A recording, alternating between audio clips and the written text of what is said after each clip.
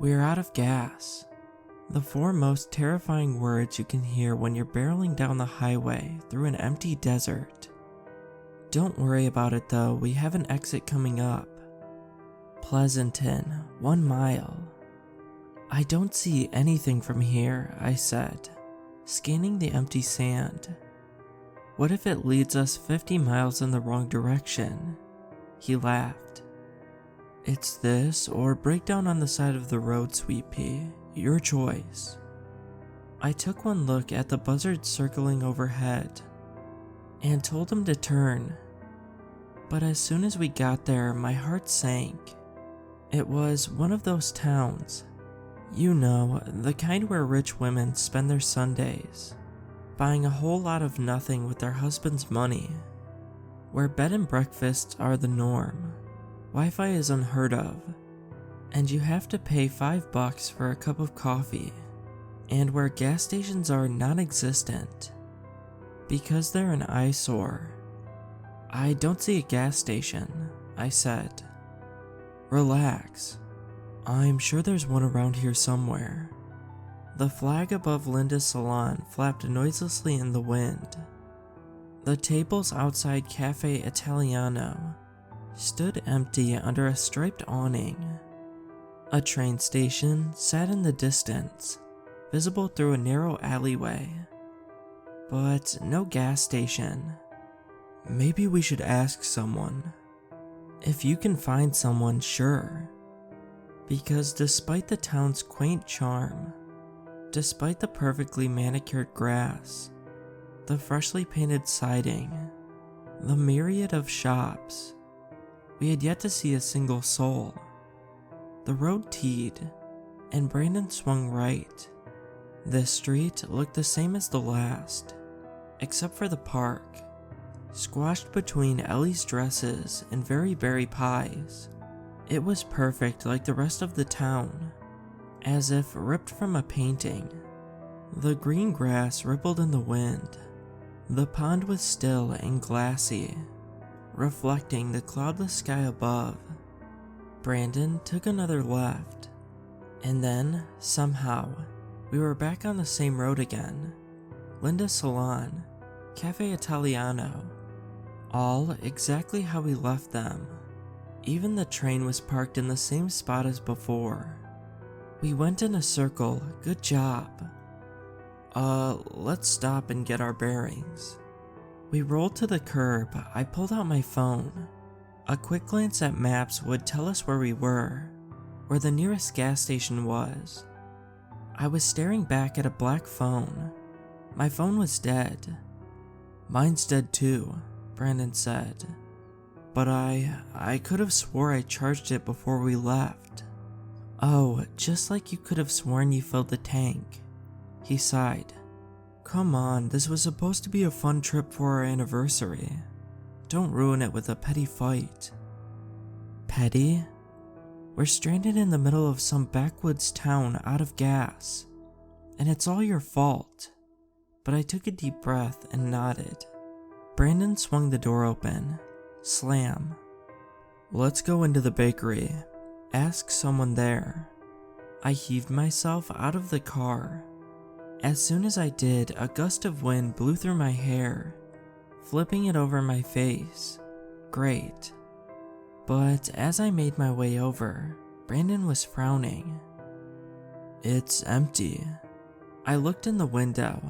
There sat a beautiful array of baguettes, rolls, and loaves.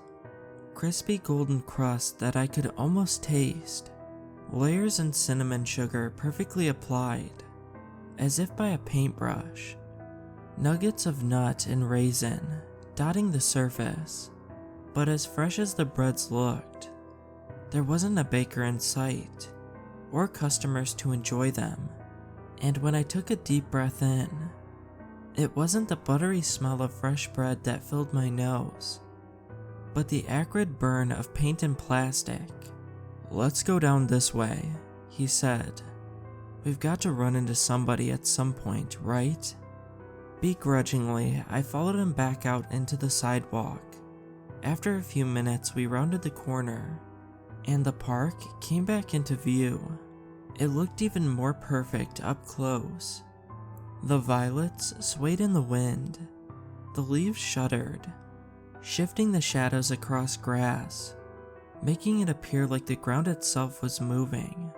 The pond glimmered brightly as ever, the reflection undisturbed by ripples, almost too perfect. "Do you want to check it out?" Brandon asked. "I thought we were looking for people to get out of this place, but look, it's so pretty." "Fine."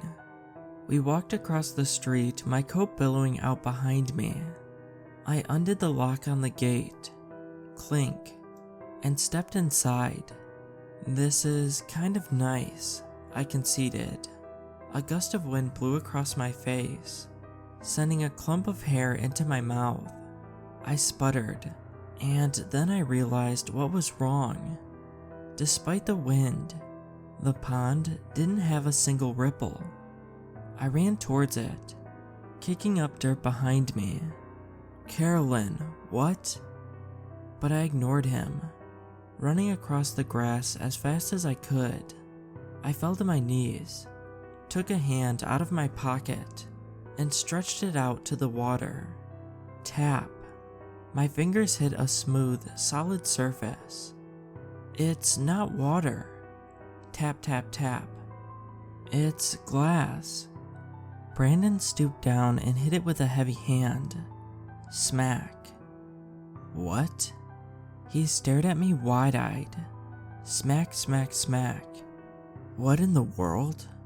I stumbled over to the cluster of violets, but my fingers fell upon bumpy hard stems, not smooth supple ones. "Plastic," I said, running them over my thumb. "They're plastic." "What? It's all fake?" I leaned against the oak tree. It groaned and creaked under my weight. "I think the tree is fake too." "But why?" "I don't know. It's so weird, isn't it?" "More like disturbing, but..." He stopped. His eyes locked on to the shop to our right. I followed his gaze. In one of the shop windows stood a woman, watching us. I ran out of the park, across the perfectly clean sidewalk, to the front of Ellie's dresses. "Hello?" I yelled, banging on the glass, but the woman was gone. "Maybe we should just forget it.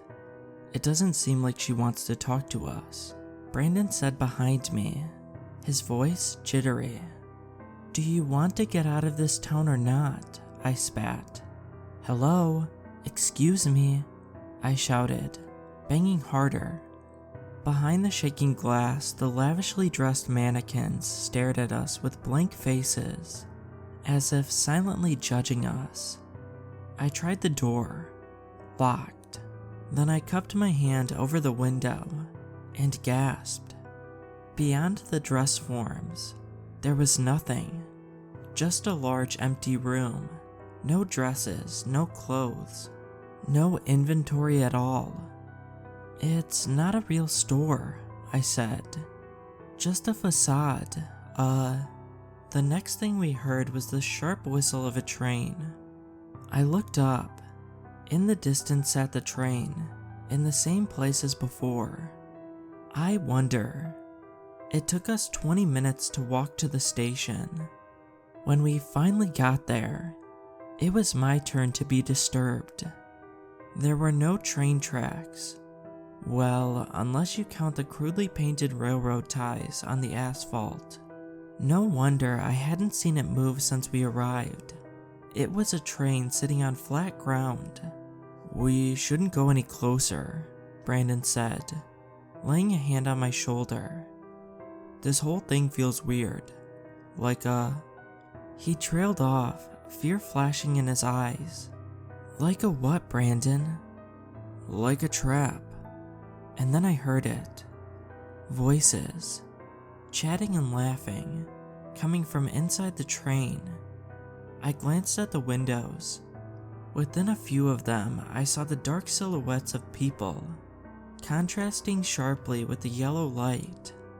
"There are people in there," I said. "Maybe they can help us." I started towards it. "Caroline, no, we shouldn't." "What? You want me to walk around this town forever?" "No, but..." I wheeled around, the anger suddenly bubbling up inside of me. "No, you know where I thought you were taking me.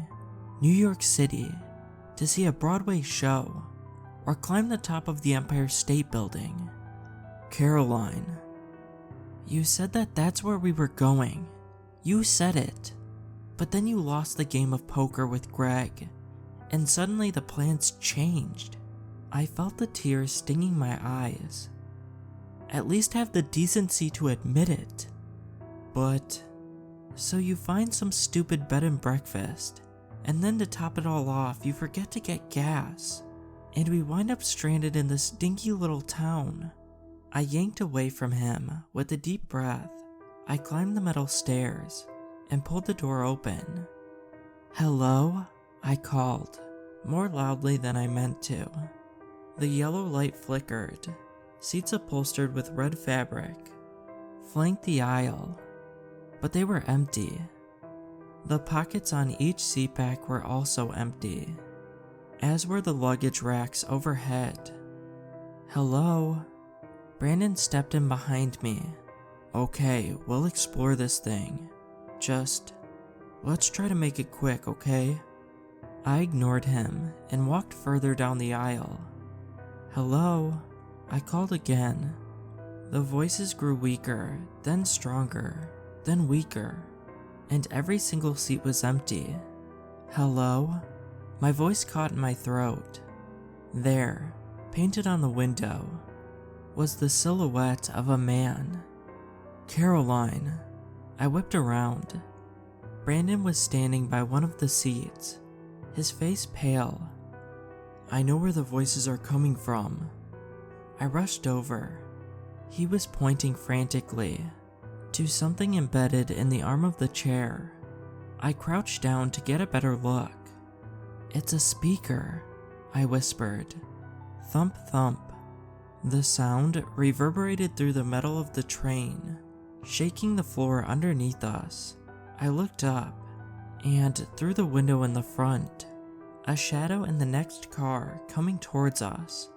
We ran down the aisle, past the empty chairs, the silhouettes on the windows, the speakers and the recordings of chatter.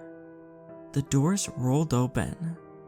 A tall, thin man walked in, wearing a tuxedo and a mustache. As soon as his eyes met ours, he quickened his pace. "Caroline, stop staring and run!" Brandon pulled me out of the car. We ran down the street, past the fake trees, the glass pond, and empty shops. We ran until our legs ached, our lungs burned, our feet stung. There, the church. We ran into the atrium. Brandon lifted the welcome sign and pushed it through the handles to barricade the door. "Let's get inside."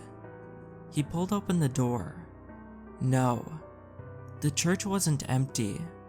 The pews were filled with mannequins, all formally dressed in suits and dresses and hats, turned towards the front of the church, and at the front was a woman, or rather, the skeleton of one. It appeared she had died several years ago from the state of her body, but she was dressed in a new crisp white wedding gown. She was propped up against the altar, as if waiting for her groom. "What in the hell?" Brandon muttered. We walked down the aisle. The painted faces stared at us blankly. A blonde woman in a summer hat, her plastic hair trailing down her neck. A dashing man, eyes dull and black, wearing a stiff gray suit. "We should get out of here," I said. "It's only a matter of time before he finds us." A hand shot out from the pew and latched onto mine. I lost my balance. Pain shot through my knees. I screamed and tried to yank my hand away, but she was so strong, pulling me into the pew. I looked up. It wasn't one of the mannequins, but a woman. The same woman from the shop. In the light of the church, I realized she was quite young, maybe 20 at most. "We don't have much time," she said, yanking at my hand wildly. "When he gets here, he'll... She cut off. "I can protect you, I promise. Just come with me." Brandon shook his head.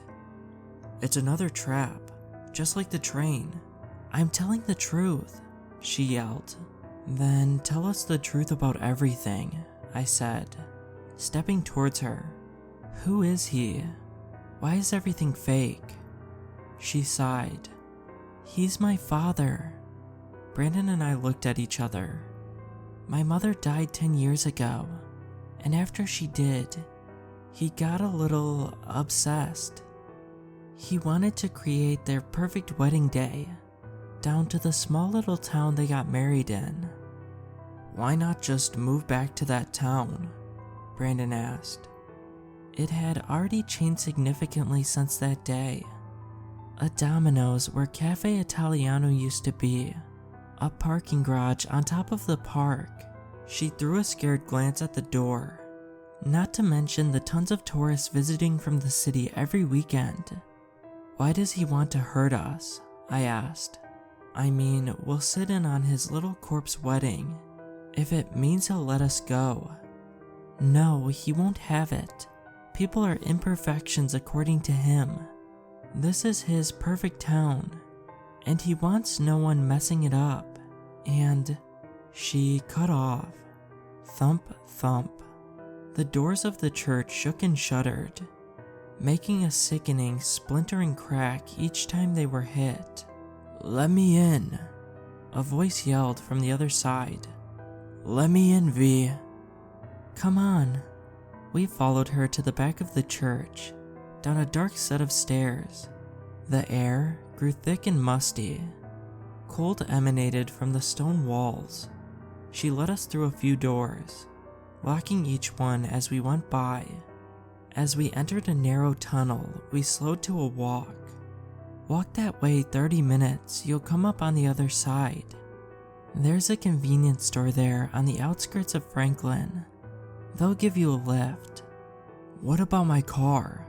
She stared at Brandon without a smile. "Don't come back for it." V was true to her word. In a half hour we had surfaced on the other side, next to a mom-and-pop convenience store. While Brandon called for a ride, I stared out across the desert at Pleasanton, and in the distance, I heard the faint toll of wedding bells ringing out across the sand.